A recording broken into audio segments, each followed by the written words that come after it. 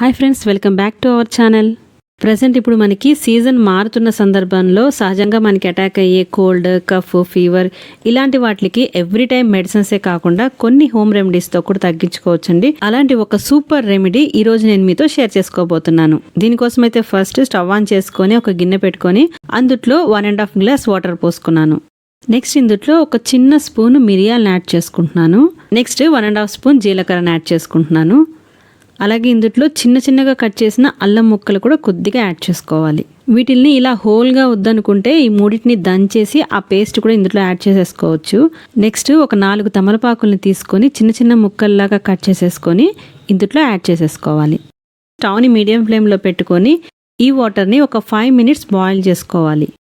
ఈ తమలపాకులు అయితే మనకి అన్ని చోట్ల కూడా అవైలబుల్గా ఉంటుంది కదండి. ఈ తమలపాకుల్లో ఉండే ఆరోగ్య ప్రయోజనాలు అయితే నేను ఆల్రెడీ ఒక షార్ట్ పోస్ట్ చేశాను మన ఛానల్లో. మీరు కానీ చూడకపోతే ఒకసారి చూడండి. అందులో చెప్పిన కంటెంట్ అయితే చాలా తక్కువే, ఇంకా చాలా యూజెస్ ఉన్నాయన్నమాట ఈ తమలపాకుల్లో. ఇప్పుడు మనం చేసుకునే కషాయం అయితే జలుబు, జ్వరం, దగ్గు ఇలాంటి వాటిని తగ్గిస్తుంది. మంచి ఇమ్యూనిటీ పవర్ని అయితే ఇస్తుంది. మనకి ఇంట్లో ఎప్పుడు ఉండే తమలపాకుల్ని అలా వేస్ట్ చేయకుండా మనము బాయిల్ చేసుకొని తాగొచ్చు, అలా పచ్చిది కూడా తినేయచ్చు అనమాట.